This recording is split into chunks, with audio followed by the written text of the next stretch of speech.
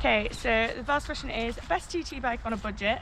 I would say the best TT bike on a budget is whatever you are currently riding with tri-bars on it. Obviously that's like the most cost efficient, and I've never actually raced with tri-bars like the clip-on ones, but I know a lot of people do.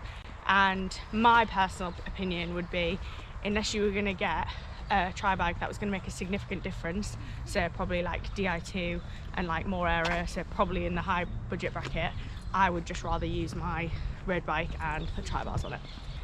What is your day job? I am the social media manager for Super League Triathlon. So I do a lot of the strategy for the channels and then implement it, and I kind of manage pretty much all the content on it as well, with head of digital and head of PR. I actually really love my job. I feel like I just constantly think and talk and do triathlon content, because then I come home and do it for my own channels as well. It's obviously been a bit of a strange year to start. I actually started in lockdown, and so it wasn't really a massive jump because I was freelance before, so I'm very used to working from home. But it's a bit of a shame because obviously I would have been like traveling the world to races this year, which I didn't actually get to do, apart from Rotterdam for the Arena Games. I'm gonna put the video here for the Arena Games because you should watch it. It was fantastic. So fingers crossed 2021 I get to all the places I should have done and more. Yeah, that's what I do. This one, the picture that I used to put the question box on, I was literally eating a slice of toast and someone's asked what was on the toast. It was just nice thick butter, Lurpak, obviously slightly salted. Next one's a food one as well. Which foods give you the most energy and which slow you down?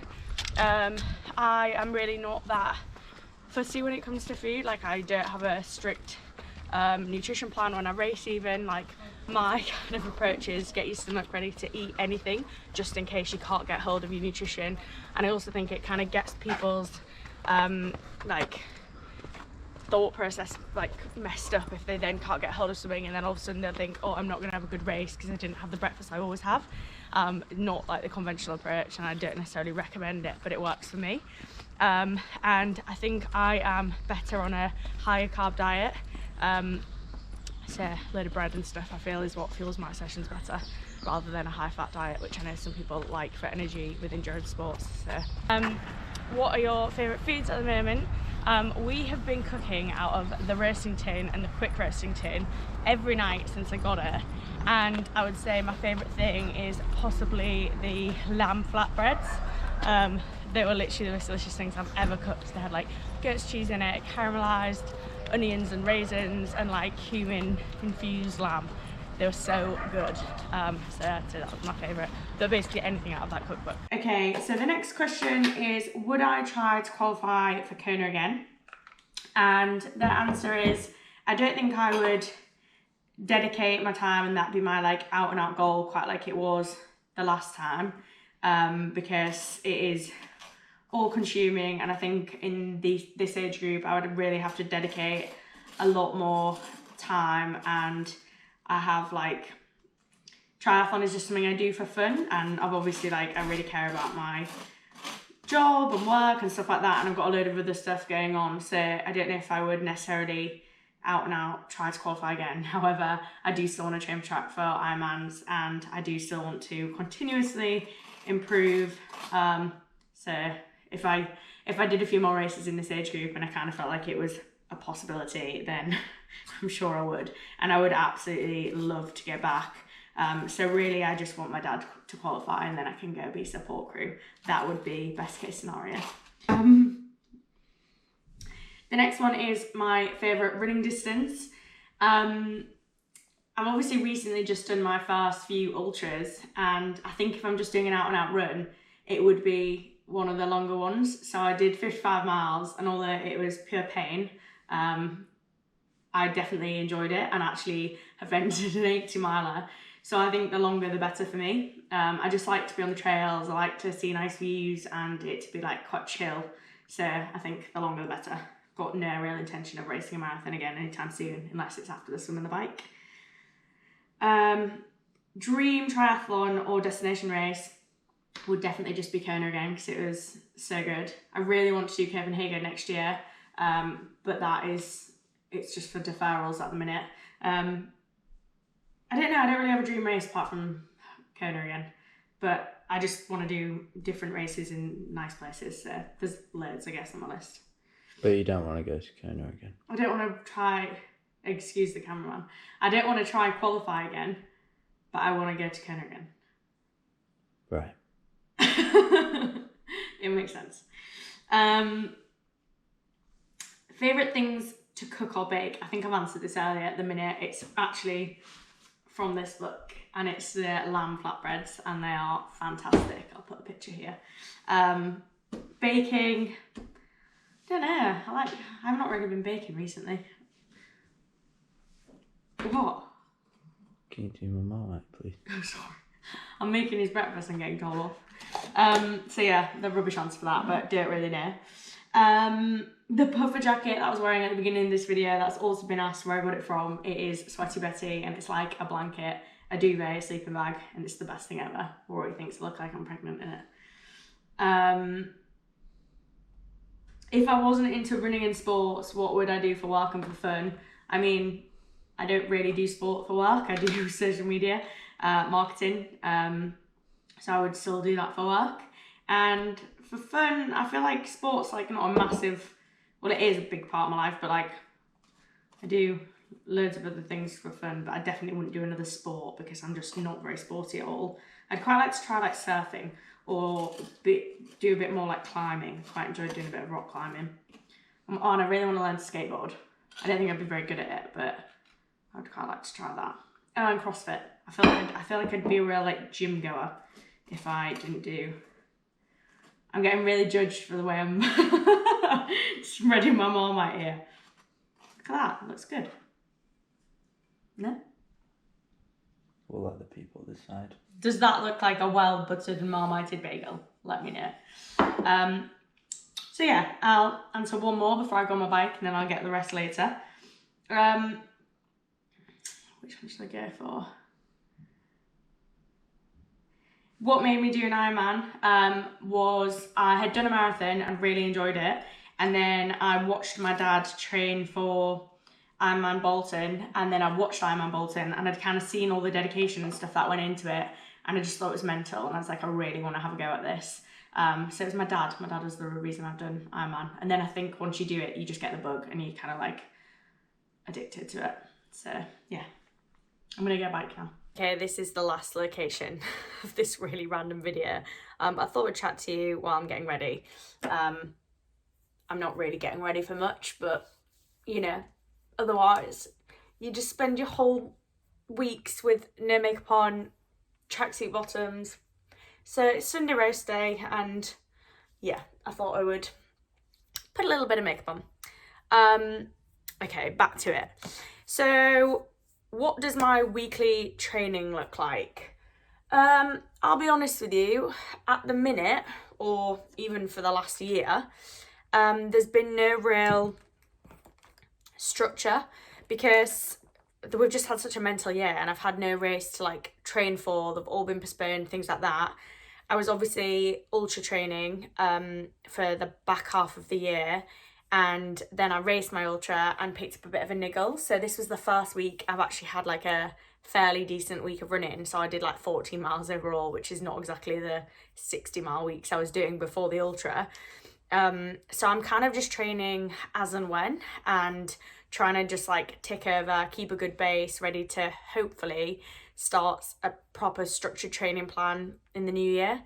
So I'm doing a lot more strength work, which has kind of been my rehab for my knee. But also, like, I enjoy putting in the strength in the winter, and slowly building up my running. And then I'm probably getting out for one weekend ride, and then a couple of 2 to 3 Zwift sessions in the week.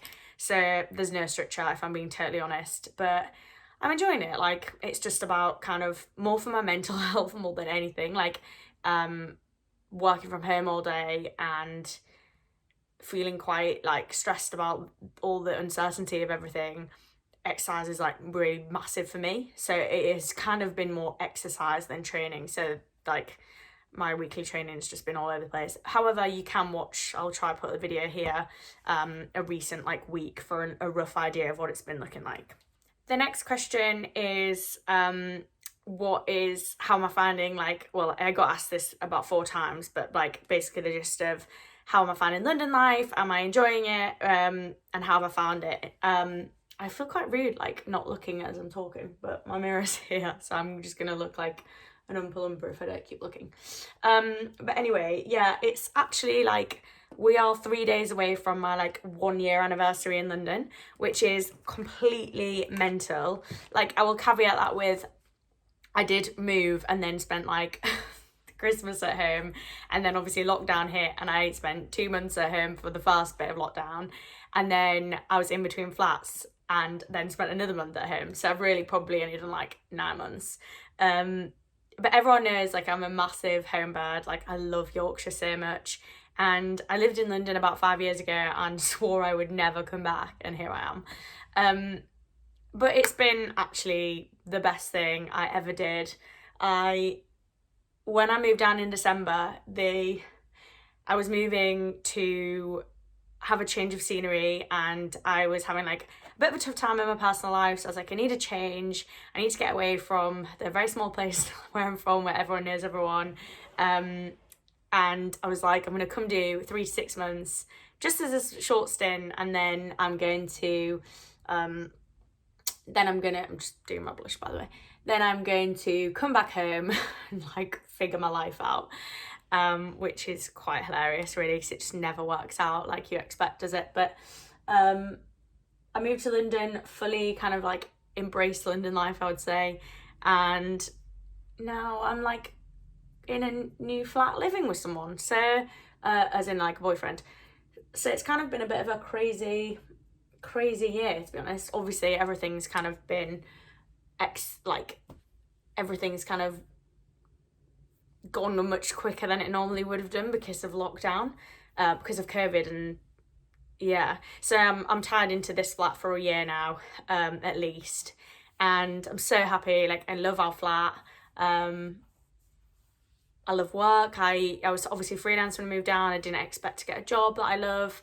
So like loads of things have changed in the last year, and like I feel really selfish because I don't feel really selfish, but saying it, it's like obviously 2020 has been horrendous for so many people, and I'm like, I've had a great year. Like I feel bad saying it, but I actually genuinely have. Lockdown's been quite fun in a lot of ways, and you know, had we not had COVID, me and Rory probably wouldn't have moved in together so quickly. And yeah, and with obviously you spend way more time with someone, because you're both home 24/7 working, and it's meant we can go work from like my family home for a bit, so everyone gets to know each other quicker. And as much as I don't enjoy the training in London as much, because everything's just hard work. Like today I went on a bike ride, and it's just like we ride around in circles around Richmond Park, and it's so busy, and you're just like fearing for your life just to get to the park, even though I live like 6 miles away. That bit I don't like, but I love the way there's always people around to cycle, and I can walk to all my friends' houses when you're allowed, obviously. And there's always something going on. Like again, it's really annoying that this year's kind of affected that, the social side of things, but I still feel like I made the most of that in the first chunk of the year before lockdown, and still continue to now. Like everyone just adapts. So yeah, I'm enjoying it. Next one is, do I take rest days, or like are my rest days just like active recovery or whatever? I think people assume that I'm way more triathlon obsessed than I am. Like I love training and stuff, but I'm a very chilled out person, and I really enjoy a social life and a drink, and so quite often and work's like a real priority for me. So training is like second or third on the list for me. So quite often life gets in the way, and I have to take a spontaneous rest day in the week, which I didn't plan, more than, you know, I have to force myself into it kind of thing.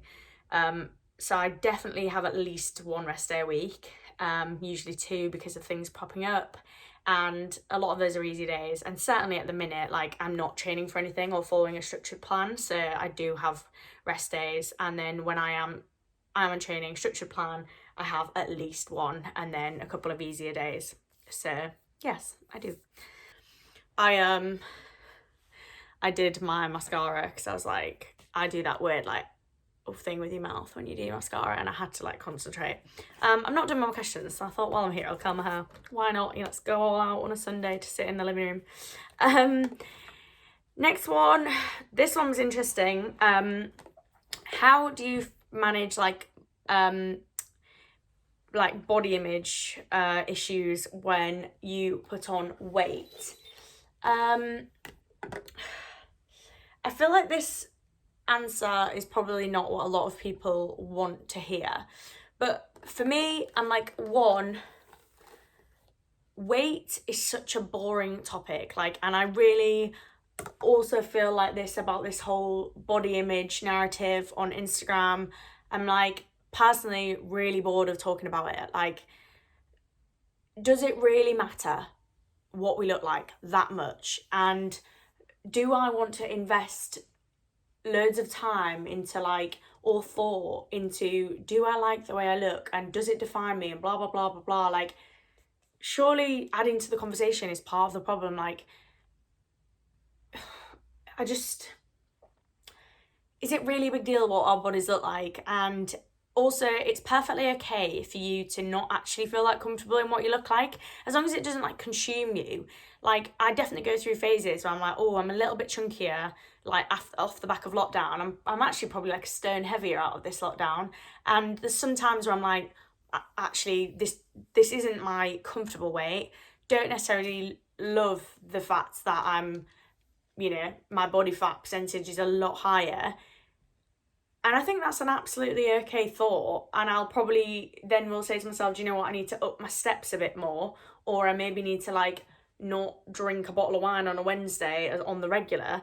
But it doesn't like consume me, if that makes sense. So I'm like, if I ever for a minute get like really, not really, because I never do, but I just think just to always kind of remember that your body does change a lot through periods in your life, and it's really not a big deal if you do put on weight or lose weight. Like, you can, easily amend that situation, and it's completely up to you. Like, if you're not happy that you've put on weight, proactively do something about that to lose that.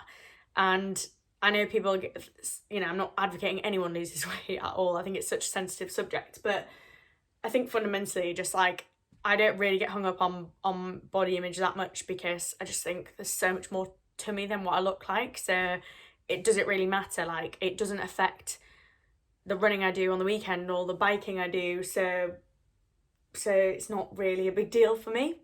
I don't know if that was insensitive or like not the right thing to say or whatever, but like, I'm happy to discuss more in the comments. And I think things can obviously always be taken out of context, but hopefully that was an okay answer. I mean, the fact that you even get nervous about addressing that subject is just ridiculous. But anyway, I feel like that was a bit ranty as well. Okay, final location. I feel like I'm giving you a headache. And final question is how to get into triathlon. And I think people think this is so much more complicated than it is, but my advice would be to find a race you want to do, like a challenge and an end goal, work backwards and either find an online training plan or get a coach, and literally just follow the plan and just enjoy the training. I always kind of recommend joining a tri club. We are in weird times at the minute where club sessions aren't really going ahead, but in general, yeah, they are the best things to do. Meet people, reach out to people online. Like, I train with randomers off Instagram all the time. Go on group rides and just like split your week up per like the amount of time you would spend on each discipline on the race. Obviously it depends on the distance, and yeah, just get out and enjoy the training. And because I think one of the other questions was someone who'd like go into marathons and now wants to get into triathlon, and it's the exact same process. Like, buy a bike, go out and ride a bike, then start to look at sessions that'll improve your speed. If you can't swim, get swim lessons, and then it's just like putting them all together. So yeah, I know this was a really random vlog. I hope you enjoyed it. If you want more Q&A kind of things, then please let me know. And again, like, any feedback of kind of vlogs that you do like, just let me know and I will make them, because I am getting out one a week at the minute. So I just want to make sure I'm putting out the kind of content that you want to see. And yeah, I'll see you next week. So please like, subscribe and share if you're feeling very generous. And I hope you have a lovely week.